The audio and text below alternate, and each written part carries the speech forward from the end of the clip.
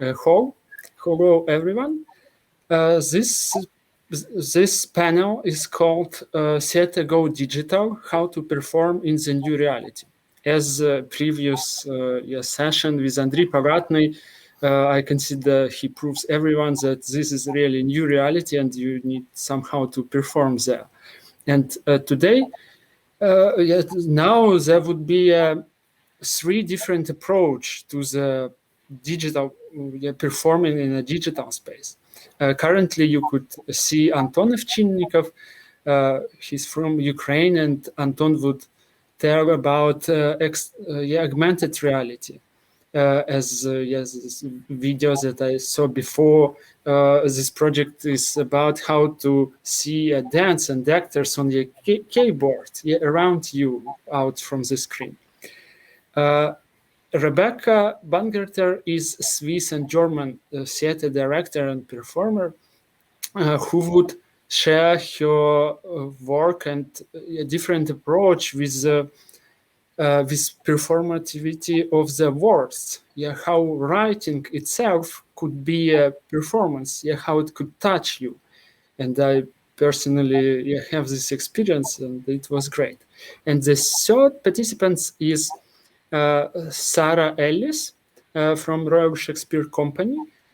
She's a director of digital development. Before we test, it was everything good. So I hope she would join us and share experience. She working with digital for 10 years now, at least from her public biography. And the last work that Royal Shakespeare Company present, it's Digital Dream by Shakespeare playwright. And it was, how to correctly call it. So it was motion capture, and visitors could influence the way what is going on the on your screen of mobile or VR or computer. So I would like to we would start with Rebekka, and my questions to everyone: how you start with it? What's your starting point with digital in theater? Because Rebekka and Anton, you have this great big experience of real offline existence, and then when it happens, and how you come to the the works that you are you would like to share us. So Rebekka, of course, is you. You want me to answer the question or start with the presentation? It's up to you if you want to show your work and then to have to answer these questions, share your path to this. It would be I can answer the question first. Actually, it's funny because I almost wanted to answer. I was forced to. It was not my plan, and when COVID started and suddenly it was moved to digital space, personally, I was a bit stressed because it's really not where I come from. I'm really working with live theater normally, and I was a bit worried to find my place. I'm not a tech pro.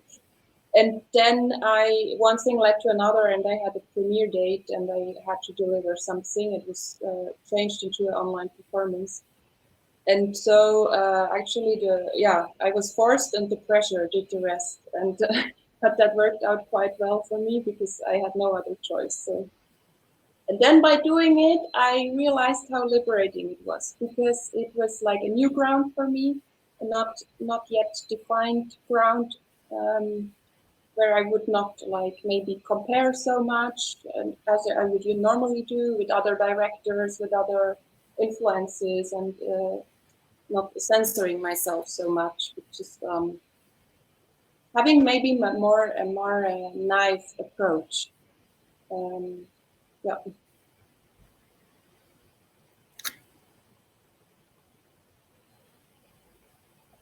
Okay, then I will start to share a bit about my work.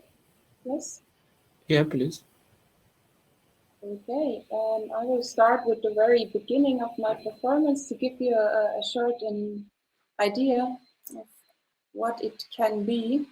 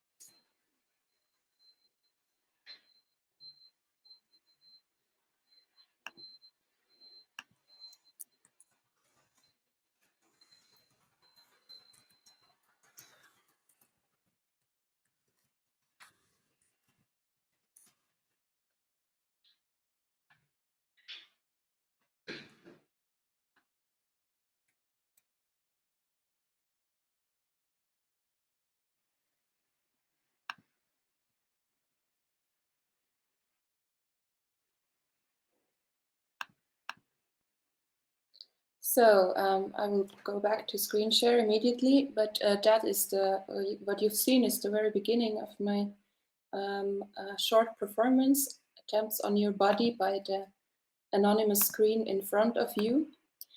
And I will try to give you some insights into it in those 20 minutes we have. So first I will of course tell you a bit more about the performance so that you maybe can imagine it a bit better what I did there. And then I will try to discuss a bit more specifically those aspects Piotr already named, like the written language and also the absence of me as a performer, and try to discuss a bit their potential, because I guess that they have a big potential for audience involvement. And it also has a big impact on the relation between the performer and the spectator. So I will try to talk a bit about that. And now I've already told you almost how it came to that work, but maybe I will add a few things about the path in the end.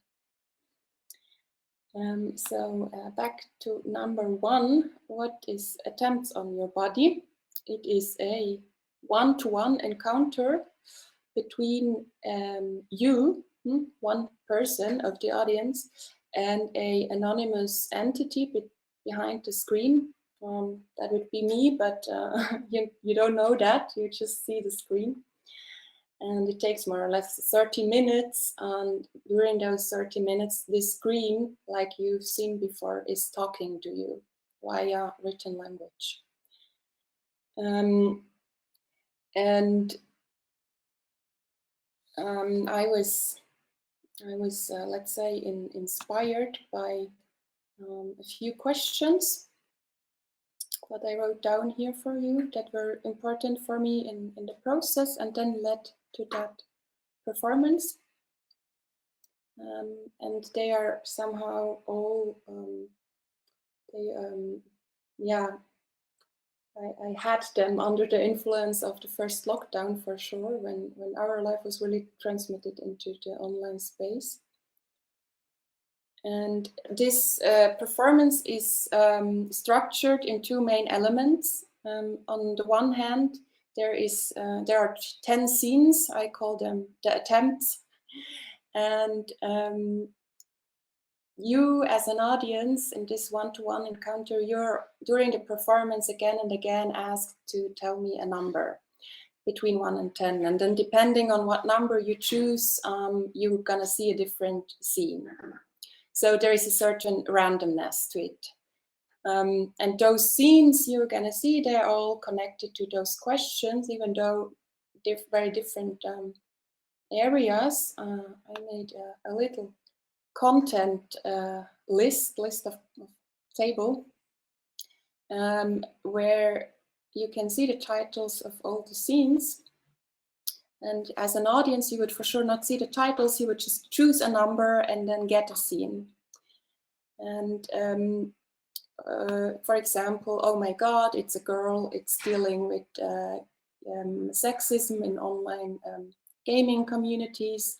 And in that scene, you enter into a game, into an imaginary game, and then in the end, you're insulted by other gamers. And then, for example, in Usachotze, Growing Up, an original Swiss-German hate poem, I worked with different hate slogans I found in the internet, specifically in Swiss German. I deconstructed them and worked them together again into a poem. But it somehow has some absurd element because it sounds very cute in Swiss German, because everything sounds very cute in Swiss German. But then again, it's very hateful and very destroying and violent. Or in number 10, Becoming a Bison, it's a little scene, an imaginary travel you do in your head about how our body is actually evolving. Our physical body is evolving because we spend so much time in front of the computer. Maybe, for example, we grow a little, how do you say, a little hill here up the neck and become a bison. That is actually it's true or not, but there some traces are that might happen. So to make that a bit clearer, I'm just gonna pretend that we would be in the performance, and let's say you, the audience, you chose a number, and let's say you chose number 2, so I would go like that.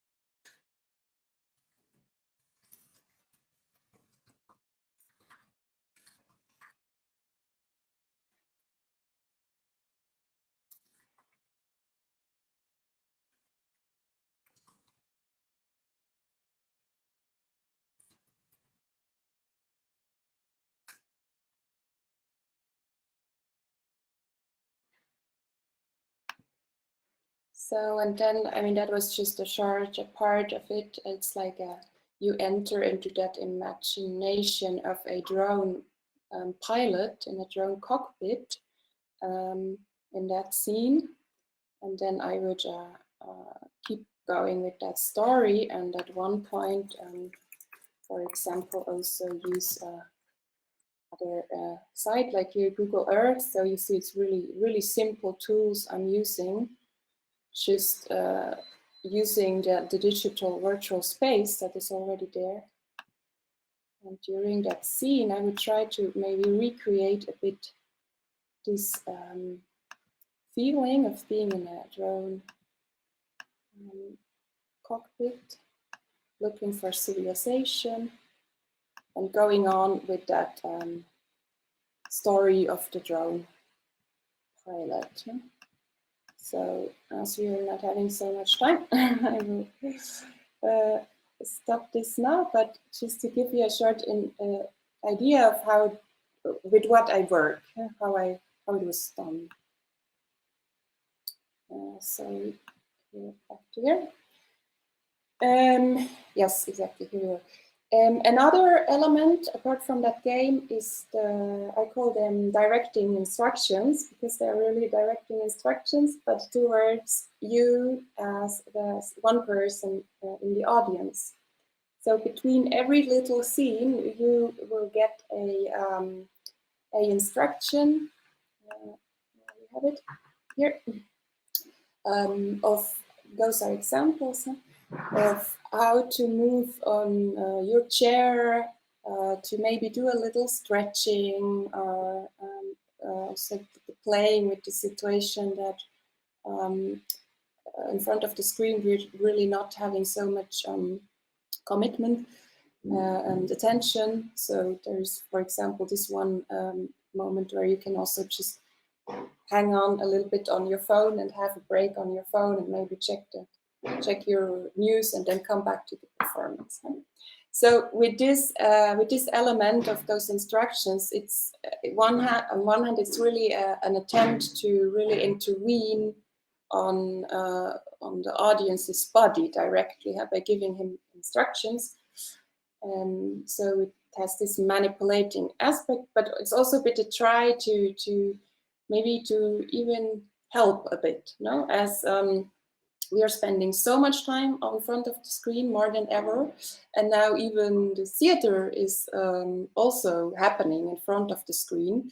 So I try to incorporate that situation, that new audience situation of how you watch a theater, namely in front of the screen. I try to incorporate that also into the performance and talk about it. And so as you as an audience, you get this task, like, I don't know, get up and stretch yourself or stretch your neck and then come back with your attention, watch the next scene. I also try to maybe focus or to give you the focus on your own body. As the performer body, myself, I'm not visible, I'm not present. And it's only you as the audience with your own body in front of the screen that sends you those messages, what is somehow can be quite absurd. So I think that this actually brings me to what is really important for me, to work with audience involvement. It's something I'm experimenting with for a long time, not only in digital space.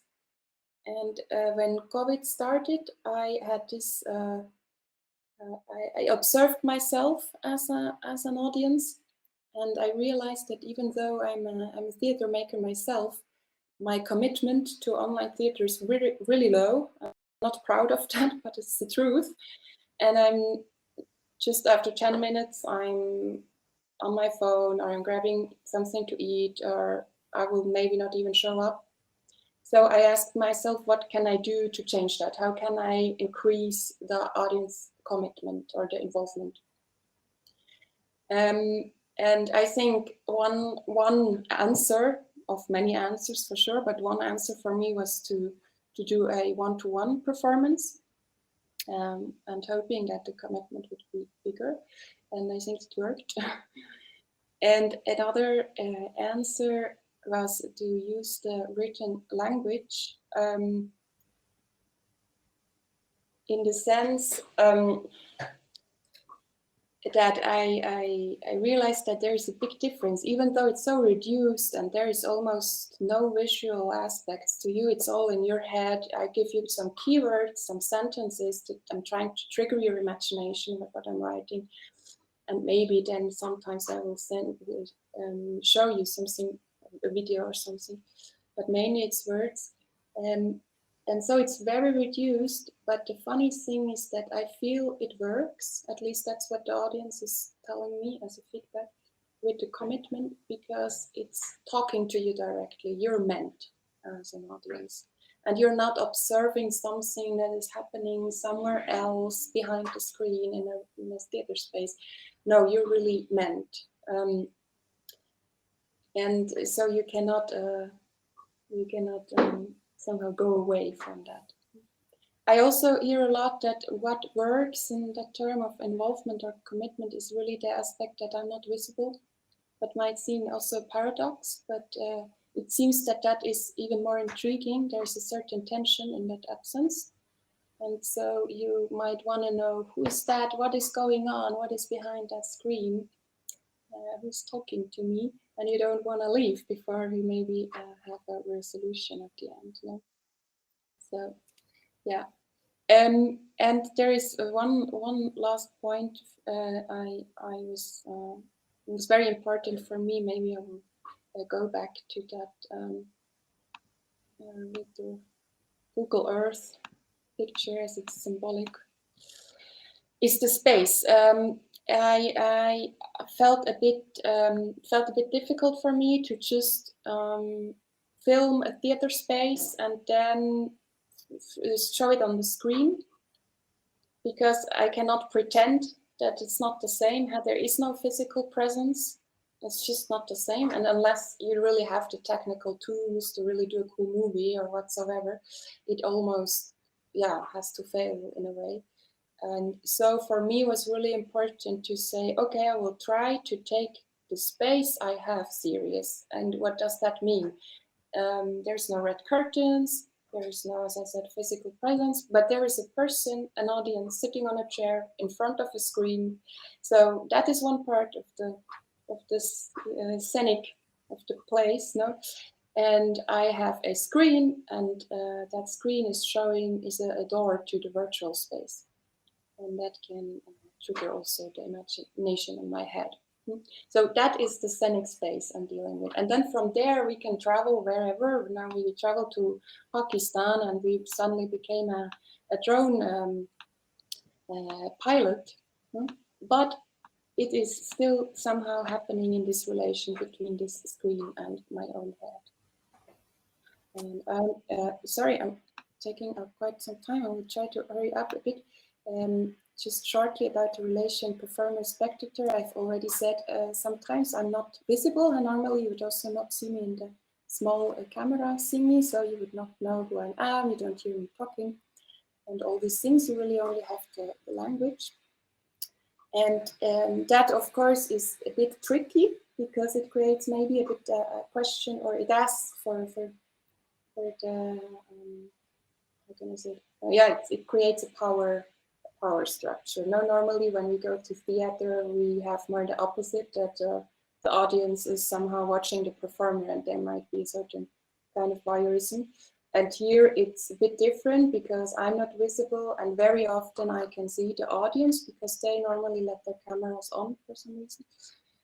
So I can see them, but they cannot see me, and I am writing them all those things and somehow attack them. No?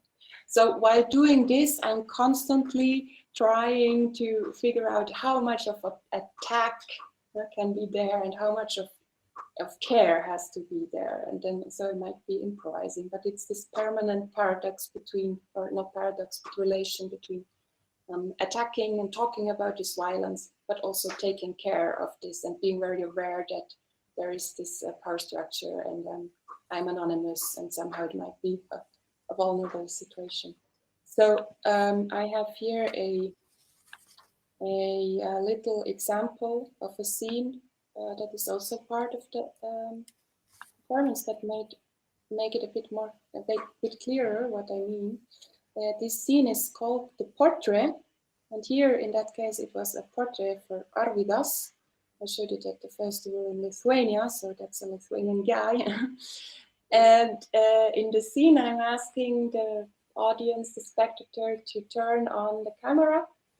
And when they do that, I start to describe them. It's very simple. And it's just a mixture between describing what I see, what they are doing, and how they change their position, how they look like, are they smiling or not. And by describing them, their reaction normally then also relates. No? When I say, oh, you don't smile, then they immediately start to smile. So there is a little dialogue in this. And also I'm assuming things. So I'm assuming, like, I don't know, you look intelligent just because I feel like it. So there is, of course, also a certain aspect of violence in that, of like assuming just because of the looks that somebody else is something. And so this is it's very sensible also, and it can be a bit violent, but it also always feels for me that it becomes quite intimate, this portrait. And then normally in the end, they always want it. So I take that as a good sign. Yes. Okay, let's have 1 minute more, and then the next. Totally. I'm very sorry. I will end right now. Yes, I just wanted to say very quickly how I do it, because it's done very easily, and as I know that there's so many great programs, but I'm not a tech pro.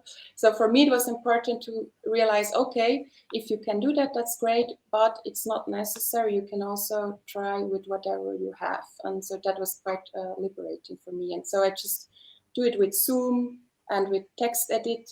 Normally, then in Zoom, you would not see that ugly bars here. You would just see the black screen. So it would be a bit more magic.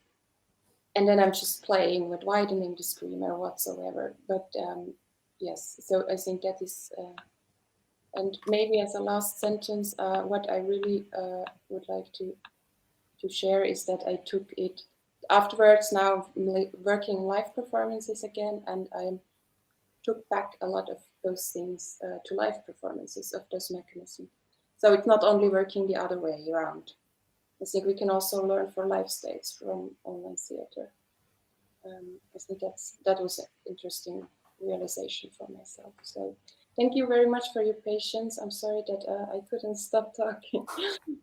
And I hope, and I'm looking forward. Yes, thank you, Rebekka, very much. It's just 25 minutes, but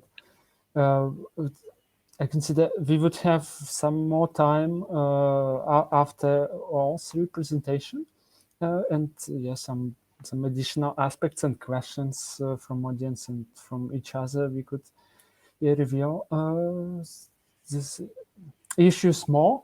We have Sarah. Hi, Sarah, again. And now I propose Anton take a floor and tell more advanced if Rebekka is going into the mind of the audience, of the viewer, then you try to make wider the space around the audience, and how you as a teacher and dancer and manager, how you came to the idea to unite digital and art. Thank you, Piotr. Do you hear me? Yes.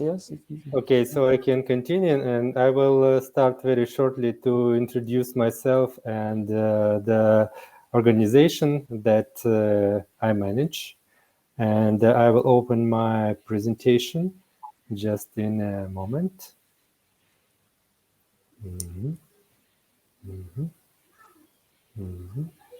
Some personal information. Yes, very important. Yes, do you see it? Yes. Yeah, so I'm going to present the AltStage. But we see your Telegram. Really? Yes. Oh, okay, sorry. Let me see. Okay. That's... Okay, no. Yes, that's it. Okay. Oh, cool. That's it now, yes? Yes, now it's... Yeah, so I'm going to present the AltStage, the project that we developed with quite a big team, international team. Actually, I'm the culture manager. I'm the performer and choreographer, first of all, and also I'm the head of the Ukrainian Association Contemporary Dance Platform, which aimed to develop contemporary dance in Ukraine, to connect contemporary dance choreographers with the European colleagues, with inside also the Ukraine. So that's what we do. And this is quite an unusual project for us. It's actually biggest and quite the first digital project that we started. And first of all, I want to present the team, the people who created. It's the association, which I'm the head of. Also, it's the IT partner. It's VR Studio. It's Ukrainian IT company. Also, it's a German company, Post Theater. It's a theater which works with multimedia technologies. Max Schumacher is the director of the company, and he has been doing a lot of works using different multimedia. And PR agency, of course, who help us to develop the project. Also, I want to say that our main projects, as I told at the beginning, is mostly the creative projects. So we have been doing the dance festival, the International Dance Festival, for now already for 11 years, since 2010. Then we have residencies. We also did some dance productions. We have the art incubator kind of project for young choreographers to help them to create and develop their work. This is the poster of one of our festival.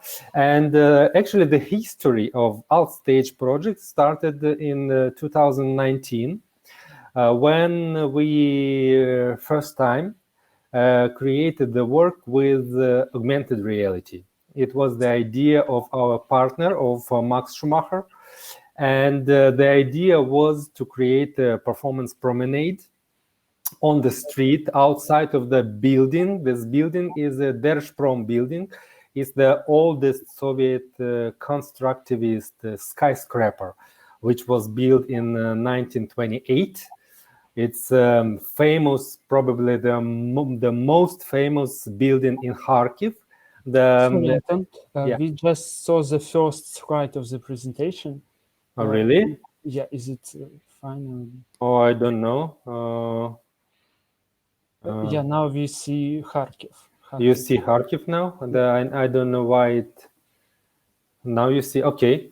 So it's the performance was actually a kind of a narrative about the story of the building, how it was built and how it works now. And our idea was to integrate augmented reality in the different scene of the performance. And that was our first attempt to make augmented reality, to give the new feelings and new kind of experience to the audience with augmented reality.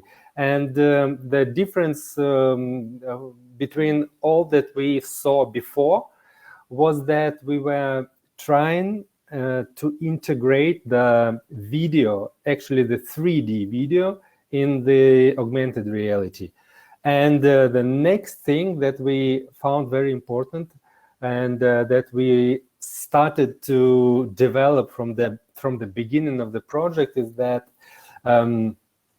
we were trying to synchronize the augmented reality with the live action. So just to say it simple, it's like having the live performers on the stage, and when the audience looks through their phones and when they see the augmented reality, and the performers in augmented reality and live performance can dance, for example, or speak or move synchronized. So they kind of in the same time and same space and same time.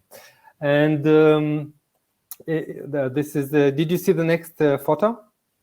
No, no.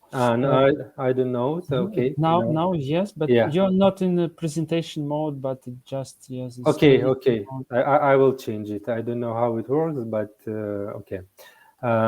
So this is the photo from the performance in 2019. You see the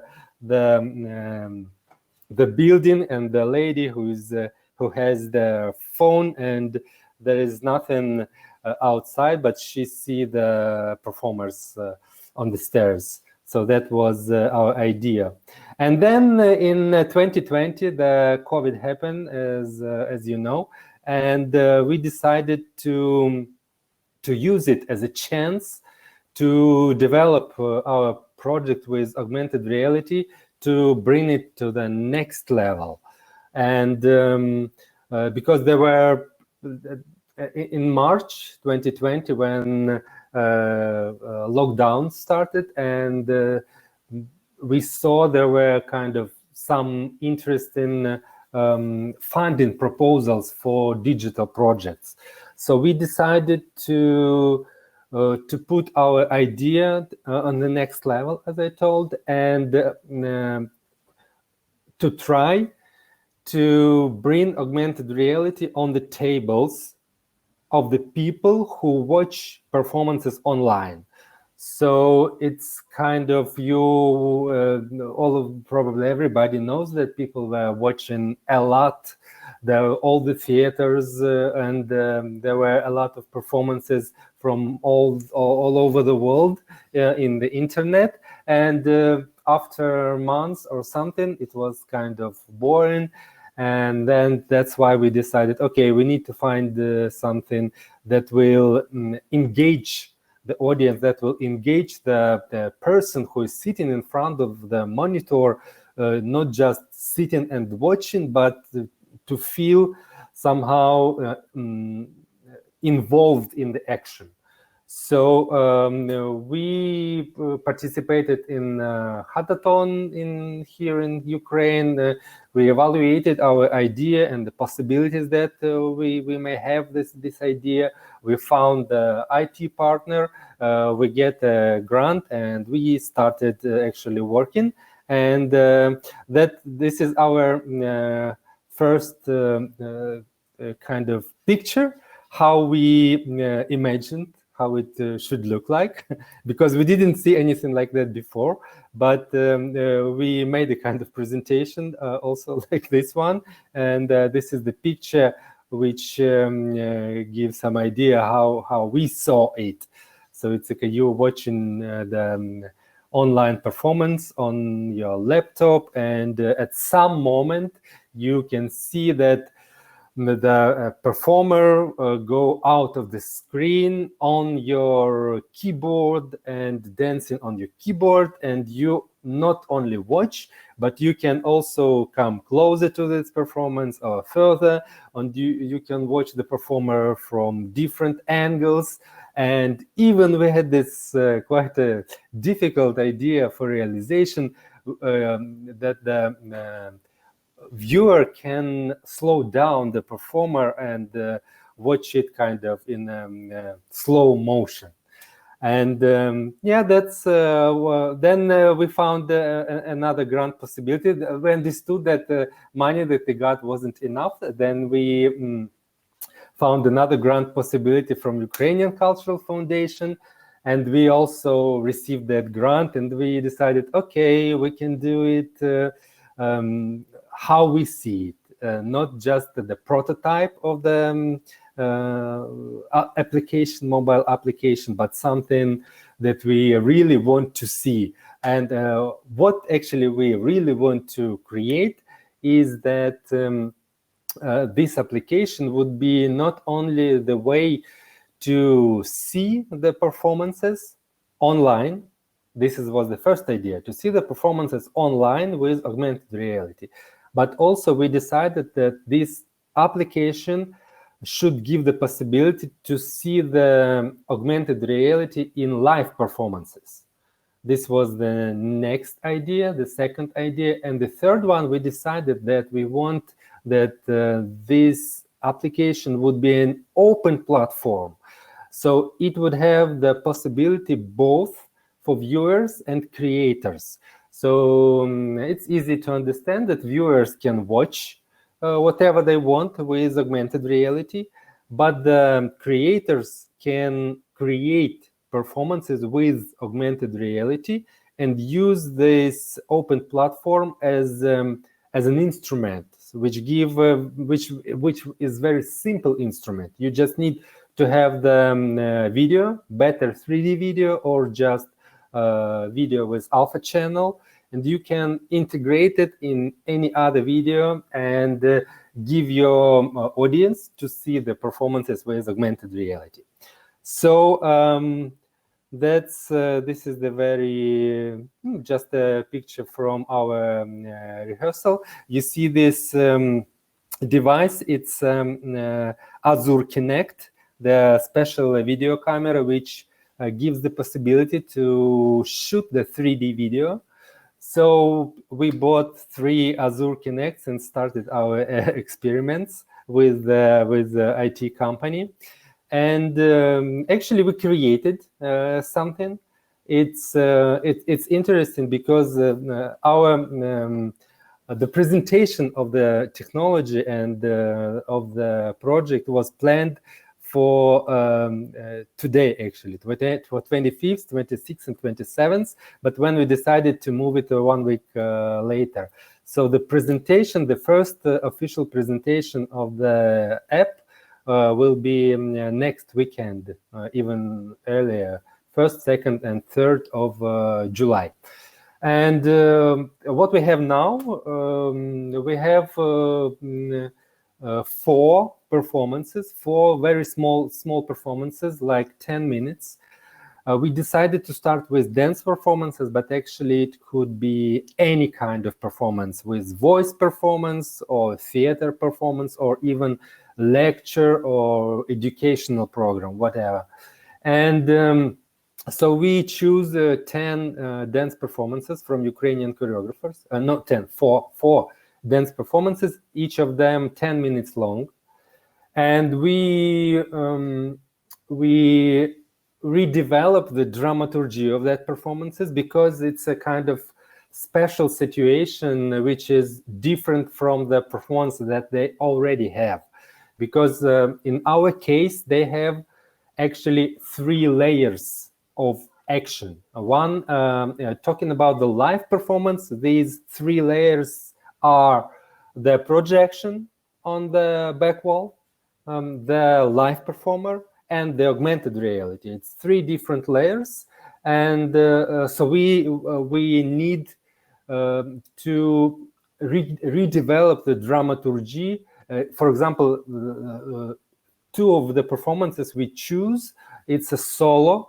So we need to find the ways how these 3 layers will communicate with each other.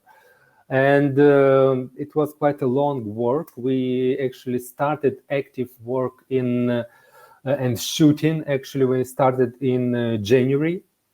Before this, it was all working with IT guys to create the prototype of the application. So this is the main steps we need, and all the creators who will use this instrument, they need to go through all of these steps to develop the dramaturgy, to adjust the choreography, because there are some limitations to do the 3D video. then you need to shoot the video, then to edit it, to make a post-production, then integrate it into the app, then create the markers, because if you ever tried to work with augmented reality, you know that there must be a marker which will make the AR come out in front of you. And the last step is actually the setting up the interactions between the layers.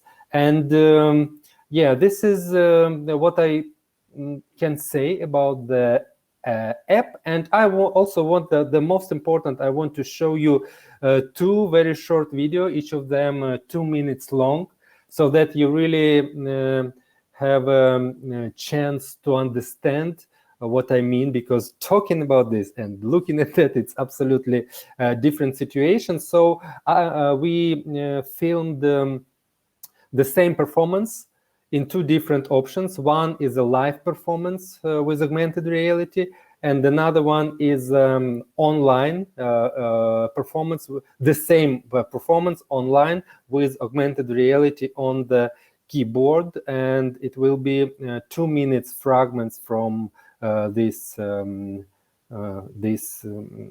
performance. Yep. This is the live experience.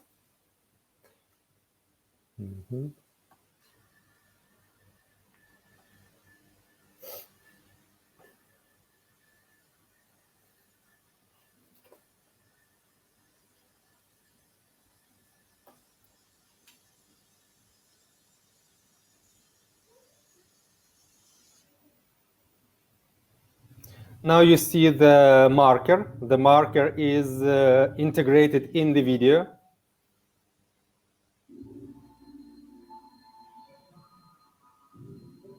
I will look a bit further, sorry, from here, yeah. Not the whole, but just a small part.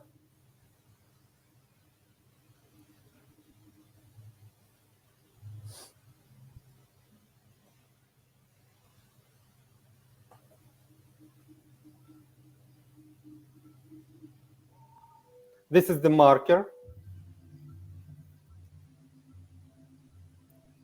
And now you see the phone with the AltStage up, and you see the augmented reality performer. It's actually the same performer, the lady.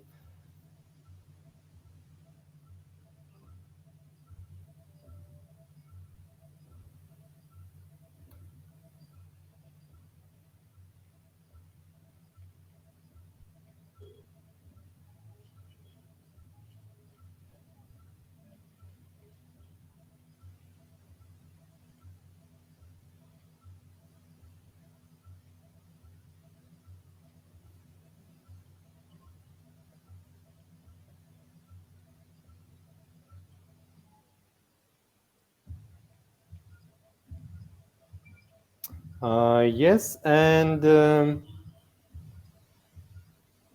another one will be the home experience. There, yeah, just a moment.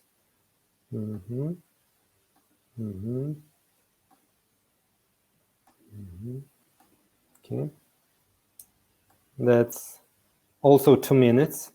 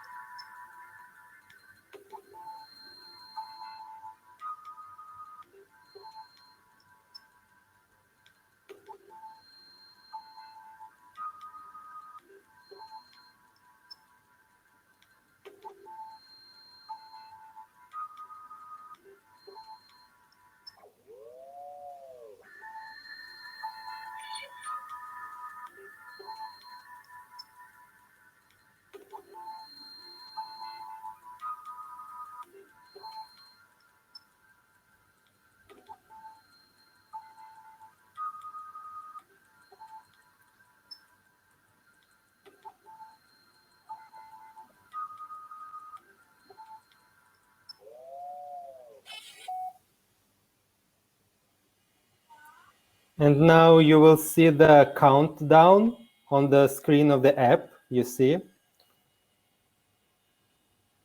And there's an augmented reality started.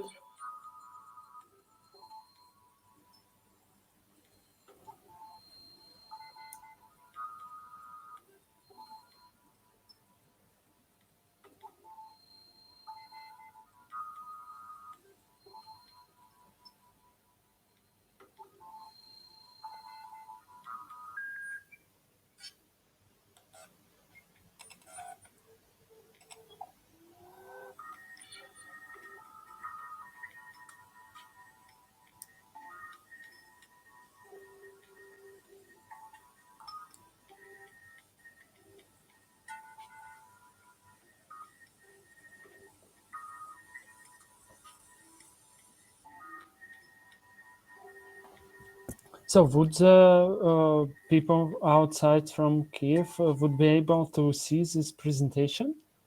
Just a moment, I will come back to you. Okay, so first we do the presentation only offline. So there will be presentations. Each of them will be for 30 people, and it's only invited people. So we choose who we want to invite.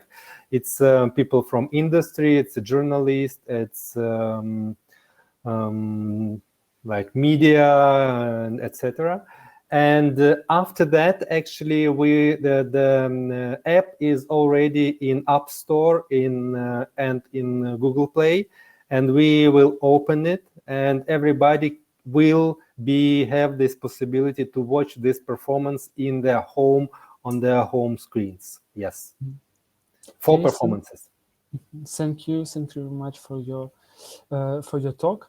I hope we would have a time to discuss the solidarity of the access to the digital performance.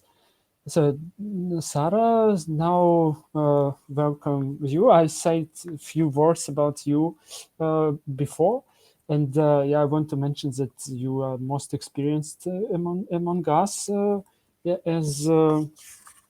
So you were a top 10 influential people working in gaming and technology even a few years ago, even quite before the lockdown and everything.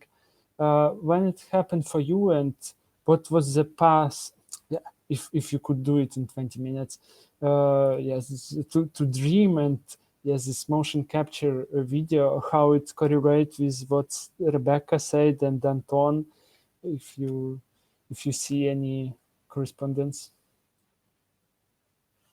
Yeah, so dream I've just put the link in the chat because I thought this week we've launched the pre-recorded version, so you can all see it again if you didn't get to see it back in March. But I work for the Royal Shakespeare Company, and our theatre's closed over a year ago, and we'd always had an interest, and we were always developing new ideas around digital technology, but I don't think we've ever experienced quite such a huge shift, do you know what I mean, in our work over the past year, and had to really rethink and imagine what we can do. I've got some slides like Anton that I can share with you that we did for Dream to talk you through our journey and what we learned in the next few minutes, because I know, yeah, would that be a good idea? Can I share that with you? Brilliant. I work with very complicated technology, but I still find Zoom calls and these events the most stressful for technology, and screen sharing being the most stressful thing to do. So I'm going to try and do that now while we're together. So yeah, but make the check for sound. We don't. I've got a small video in it. Can you see that? Yes. Is everyone seeing that okay? Brilliant. Oh, it's doing what it did for Anton as well. Interesting. Let me share it into present. Yes. Present. Great.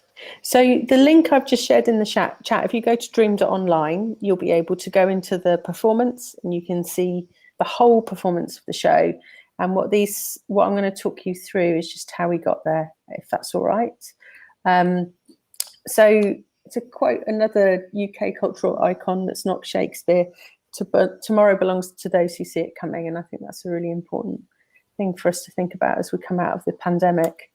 But Dream was a piece that we created, but it'd been a long time coming, with a lot of partners across the UK exploring the future of live performance.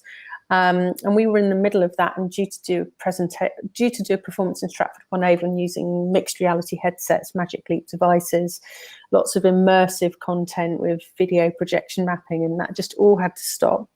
And the only thing that we had left was the music that we recorded for the show, and we had to completely rethink it.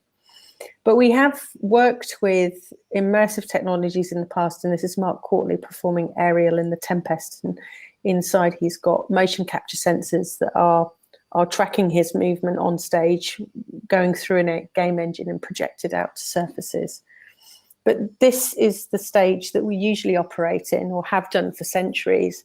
And as I say, shut last year, and we had to completely rethink how we were going to connect with audiences. So what I did in that moment was commission a piece of research that asked our audiences what they were missing. And 3 things came back. Audience were craving togetherness, they were craving liveness, but there's a huge digital inequity out there in people's homes.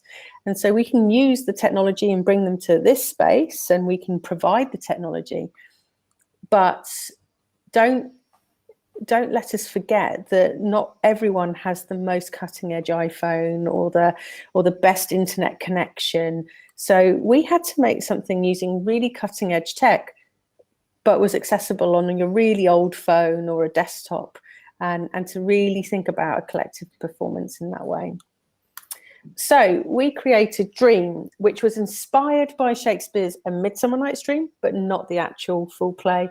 And we created a live online performance set in a virtual midsummer forest. We took key scenes from the play, mainly Titania's speech, the Forgeries of Jealousy speech, and Theseus's line, or in the night, imagining some fear, how easy is a bush supposed a bear. And then we created scripts that we could create for the virtual world. Because what we were doing was bringing together live performance, broadcast and film and gaming all together in terms of how we made it. We had coders and programmers making the digital assets. We had a whole sort of storyboard for the camera angles. And then we had the performers in a volume. So this is an example of the scripts that we used. The key technologies were motion capture, and as you can see in the background, there's a video LED screen there capturing what the performer was seeing from the digital world, and we were using facial tracking, and all the actors were in really, really, really COVID safe environments. So you can see there how they were working, and that's the movement director and the actors together. And as I say, that background screen is the screen that's what you'd see in your home. So it was a gorgeous coming together, gaming technology, broadcast and live performance. This is the character Peas Blossom in The Storm, and it's a beautiful human character made out of the wood and its elements. And here is a video of when you could be a firefly in the experience, and you can see some of the background.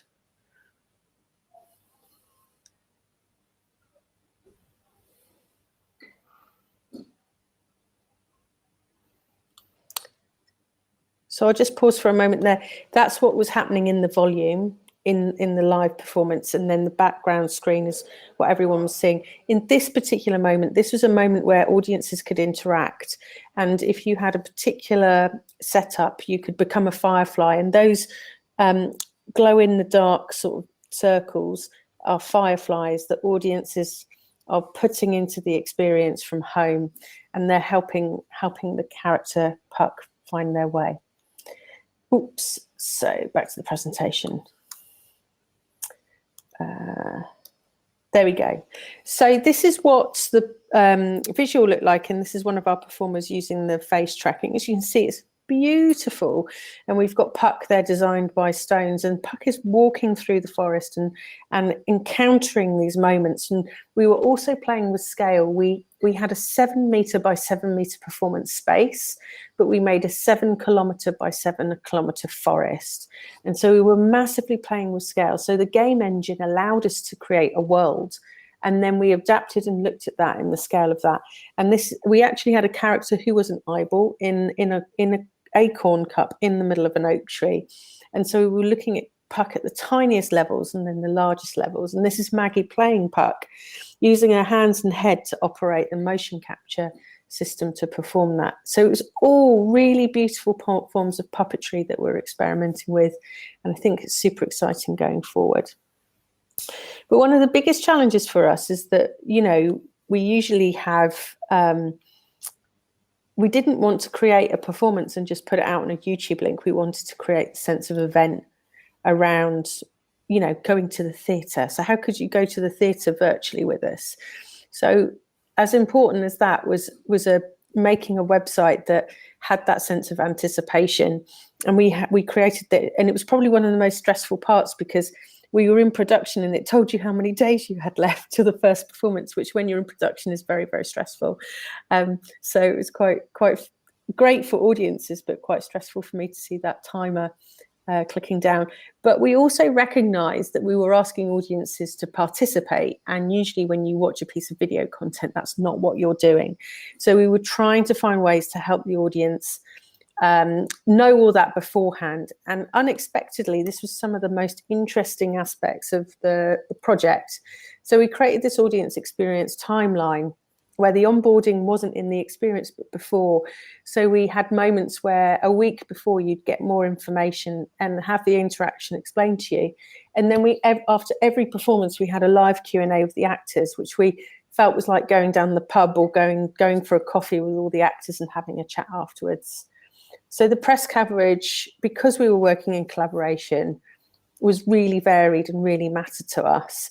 But it was the audience response that mattered to us most. And some of the beautiful things that people said around the performance, around getting excited about seeing the performance together, saying where they were. We had a clicker where you could see how many people were in the experience with you. And we reached 65,000 people in a week, and we had people coming together from across the world. We reached 92 countries, and they were really super excited about being together again. And you know, not you know, we couldn't be there in person, but it didn't matter. We were finding a form of connection and togetherness, and that was really important. And I think this is my favorite slide to sort of round you back to, which is that homes have become cultural spaces more than ever in the pandemic. That actually we are making our work, but audiences are making their homes cultural venues for this work to happen. And it is about those connection points and how we work with audiences now to work on that together. And it's not an issue now where we broadcast our work into a space. We are entering into people's homes. And so those old building models that we have to shift our thinking. And the fact that people are setting up their homes to be part of something special is, I think, what, if you go back to the audience research at the beginning to say togetherness and liveness, we have to find those connection points. And it's not the same as what we did before. And it's super exciting because I think we have more connection with our audience and the potential of that going forward than ever. And I think as we come out of the pandemic to think about what we found that we are such social beings, want to be part of something, and that we can think about those rituals rather than technology, but think about the rituals around theatre and the rituals around performance and connection. I think there's so much more we can do. And I think that's a bit of a whistle-stop tour. That's me in a sort of short version. But I'm conscious of time. But as I say, the link here on dreamer.online, you can see the whole performance and all the Q&As, and it's lovely.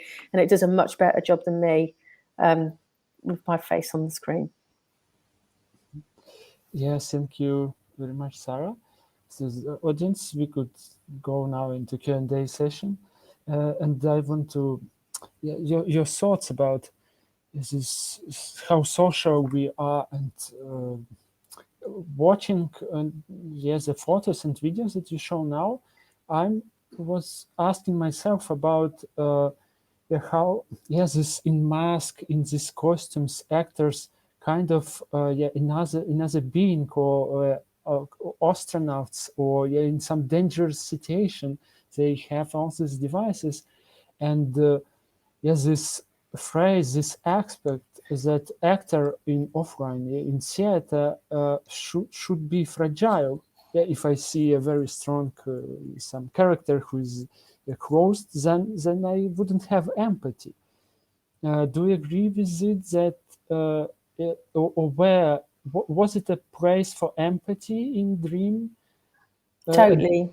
Yeah, but it's just different systems and different forms of connection. But I don't think empathy is a binary or a literal issue around that. So one of the most emotional parts of the performance was helping Puck find their way again, and audiences throwing in light into the performance to help that and participating.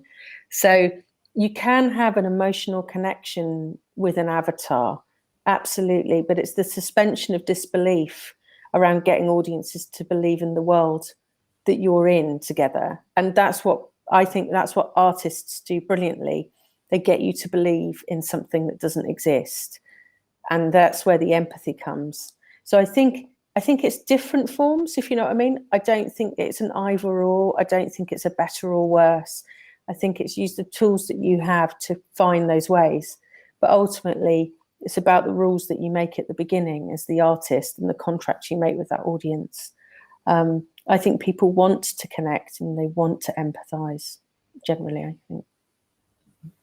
Rebekka, and my question to you, because in your performance, it seems contrary situation, that an audience is visible, is fragile in a way that your text, you as a performer, you describe, you define, and you could see this. So how you build this connection? What's the way? Does any of your viewers skip away? They're afraid to be open, or how you make this, or open your peer-to-peer guest? I think for me it's really about the ambivalence. That's what I try to reach, or to experiment in that performance. Now to experiment on that thin line between where it's violent and where it's actually where can it actually be caring. But we always have this distance of the screen. We cannot neglect that, and it becomes very quickly violent, maybe. But no, nobody ever left. But I have very different experiences of on what level people interact. There are people who leave their camera on, they leave their sound on, and once I did it in a festival in Iran, one girl even then spoke to me. And there are the other extreme of people who barely write something and maybe just, okay, let's go on. So there is really a big, big grade of everything, what I also found interesting. And as I mentioned already, I try to find how is it going, and it's absurd, but I feel like I can tell, even though there's the screen between us. Is this person is this person irritated or attacked, or is this person very open? And then maybe if this person is very attacked, I will go a softer way and I will try to be more caring. So I found that very interesting, that I feel I can still tell how the vibe is going, even though it's through a screen. Thank you. Anton, what's your thought? Do you consider some of the Shakespeare piece possible via AltStage? We need a lot of experiments now. What we there's The biggest problem for now for using the app, actually, it's the speed of the internet. We can imagine how good it can work with 5G, which I have no idea when it comes to Ukraine. But with the slow speed internet, it's much more difficult. But this was one of the problems we need to find the solution. Is to make the data of the AR, to make it as less as possible, because this kind of 3D video, which we want to use to integrate in AR, so that the viewer could watch the AR from different angles, is so we have it really like the real personality in front of you. It's quite a heavy data. And with the Azure Connect and with some of the new technology and software, we can make it quite small, so it's easy to use. But now it's only possible for us like to integrate in AR maximum 3 persons with very limited space for movement. So we can't do it like the AR moving through all the space of the big stage. But I believe that it's just a question of time. If we can do it now with a small scale, with the speed that technology is developing, I think in some years we will do it like thousands times better and higher speed of the internet, etc. Yes, thank you. Maybe do you have any questions to each other? I just want to see the dream online. I've already found it on the internet, and it's so impressive, really. I'm going to watch it with my children. Oh, brilliant. Oh, yeah. And that's it, intergenerational stuff, like kids and parents.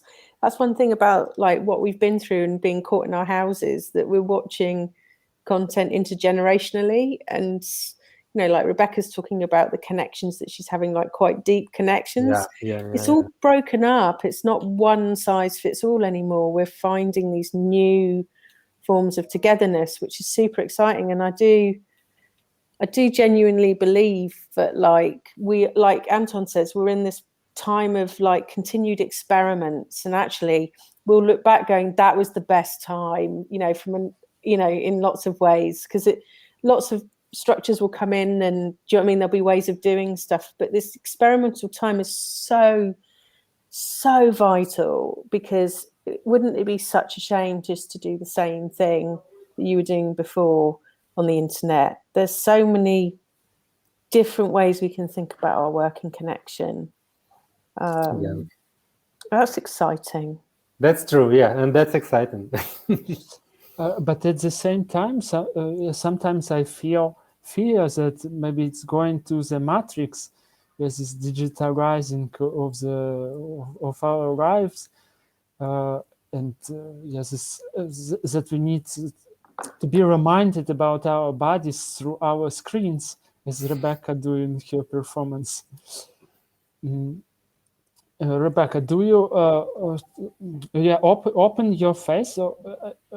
Anonymity is an important aspect of your work. Yes, that you don't know who is watching you, who is telling you what to do. Yeah, who is communicating? Maybe it's artificial intelligence. Yeah, or someone.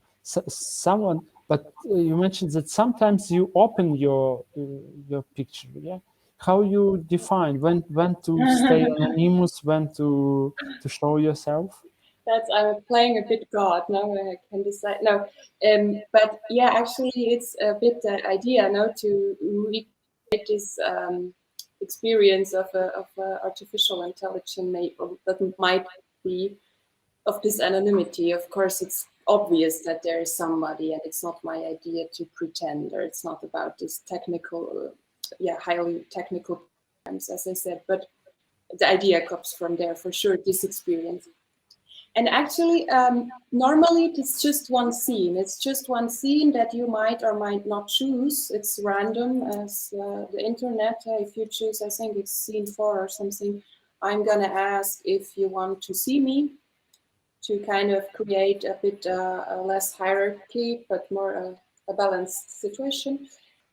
But then interesting is that most of the people say no, or not yet, or maybe later. They want to keep that anonymity. So it's really funny. And sometimes I'm disappointed because I want to have that like we have now. I'm also missing it now. So yeah. And then only when I really feel, oh, maybe I showed too harsh scenes and the vibe is not so there, then I propose from myself. But normally it's just the same. Yeah, I remind that there's an audience who watch us. You could join to us and ask personally with your face, or type it in chat, in general chat. While you're thinking, I have another question to you, Sarah. That you are chair of digital agency. Yes, the space for development digital instruments. So what's your perspective for this? Yeah, what is the next level for digital in performative art? Goodness, I think there's something about not just accepting that you have a show and you stream it out is okay for an audience very far away. You've got to be more imaginative and more creative and think about not it being because you can't be there model, but like that hybrid between being in person with work and connecting. You need to be thinking way more about your virtual faraway audiences and what you're going to give them that's special, and the intimacy of that, the better. So what I mean by that is, I think where we're going to move is more creativity. I think we've seen some wonderful work from artists and arts organizations over the past year that have really played with like what I'd call quite reasonably costed tools as well. So we know that the price points are coming down, so we can do more with less. It doesn't need to be far away Hollywood budget stuff. That's really interesting. I think some of the most interesting work has come out through that space. And I think that we're also globally programming now. So, you know, we did a 2 a.m. performance in the UK of Dream to connect with the US and Asia Pacific time frame. That's really important. We don't just open our doors at 8 o'clock on every evening now. We're thinking about programming globally. So I think the audience is key going forward. I really do. And I think also experimentation is key. And I'd argue that over the next couple of years in particular, artists and lighter weight organizations are going to do very well because they can be really agile and respond very, very quickly. And I think that's where sort of like, I'd argue some of the more interesting ideas are going to come from. And it's how that adapts into a bigger ecosystem. But I think that we are a part of a global program more than ever. And that's really, really interesting. It's going to fracture. Yes, thank you. And Anton, yeah, we have more time, so if it's okay, then I keep asking questions, because there's some paradox in AltStage, yeah, and you as a dancer, yeah, it's very physical. You use your body, and as audience, yeah, they watch how, yeah, as a person, a dancer, fight with this physicality, with the gravity, deal with it, and then you have flat or 3D screen. Yeah, what does this shift means for you? That's a good question, because of course we've had, and we still have a lot of discussions about that. And some dancers and choreographers would say, no, it's never possible, because the main thing that happened when you see the live dance performance is that physical connection with the performers on stage. You feel that like your body inside you is something is dancing. You like participate in the performance. But I think it's another kind of performance. It's another possible way. It's actually a digital performance. That's why what we do in home experience, not for live, but for home experience, we the basic video, which is on the screen of the laptop, it's not just a video. It's also video made with alpha channel. It's a video made on the green screen, then the performer taken out from the video, and then there's a digital environment, and we can do whatever we want. And it's, again, it's absolutely different from what you see when you go to see the live dance performance. It's another way, let's say, of entertainment. And I think it creates the new possibilities which will give the new dimension to live experience also. It will give the new possibilities, new instruments, new ways to use your body language and to give more expressions, more feelings to the audience. So I think that's kind of it's a good way to make a good time to make a next step for new way to perform in digital or offline space. Thank you. As yeah, you were saying now, and I realized, yes, this is in some way a conflict between this digital, my screen, and then you put another, my telephone became another, and some game appears between these two digital space in my physical space.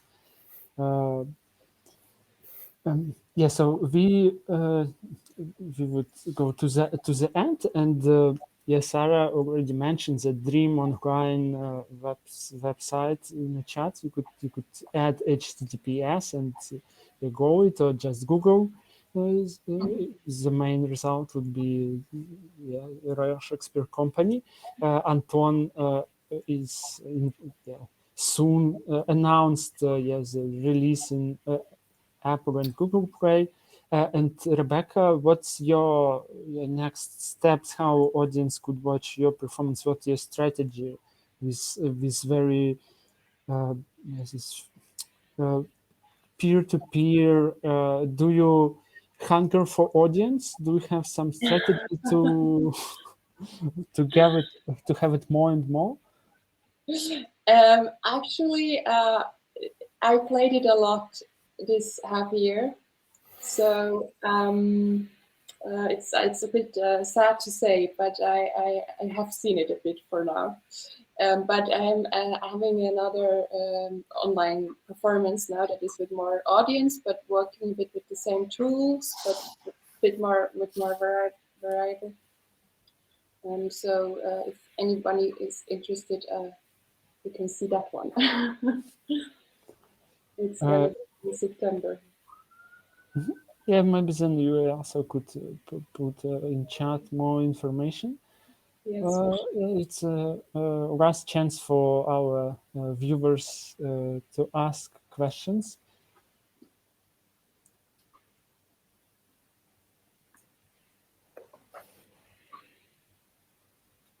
Then thank you very much, Anton, Sarah, Rebekka, for this talk. But yeah, maybe we have 6 minutes more. Yes, this time in the beginning of our panel, I was feeling like, yeah, Rebekka is talking. Yeah, it's so interesting. But suddenly, half hour jump out, and then yes, this shifts, and I was questioning myself, what is the relation between yes, this scene time, real time, and now we have this digital time. Yes, this screen time. Do you feel it different from stage time? Yes, this scene time. If you have any thoughts about time in digital aspect. Sorry, can you repeat that? Yes, this difference of time in digital space and in real life, and time in offline performances. You mean the feeling of time? Yes, yes, Okay. for audience and for performers. Yeah, I would say absolutely. I really can only talk. I said it before, huh? And I feel ashamed, but I really have a hard time to watch online performances, and my attention is so much lower. Because when I go on a live performance, it's somehow this commitment. I will be there from 8 to 10 or whatever. And in whenever it's in my private space and with the screen, it's completely different. I don't know how this is for you. I think, Anton, sorry. you go, Anton. Yeah, well, I was just thinking when I was listening about Rebekka's performance that it's a kind of interesting and new for me point of view on this digital communication. That's to look at it as that there is a kind of digital violence inside that. That I was never thinking. I didn't call it with this word, but it's now I understand that it's really worth thinking about that. That it is really. I also understand that it really makes me sometimes feel like it is something I can't isolate myself from. This kind of digital existence all the time, and the possibility to be connected to any part of the world whenever, it makes me kind of vulnerable. You know, I need now more insurance to be isolated, to have more space, to be isolated from people, to be with myself, with my own thoughts, and with my own private way of being, you know, like this. And the violence is a good thing, good word to think about it, digital violence. I think also it's just like our habits are different. Like I was in the theatre for a first time a few weeks ago, and to sit and be with something for a really long amount of time is a different energy, it's a different muscle, it's a different emotional connection. And like both Rebekka and Anton are saying, is that you're just dealing with liminal space, so you're dealing with very, very different behaviors and habits, and that's what we've found. You know, we're working out the timings. It's not a bad thing to say.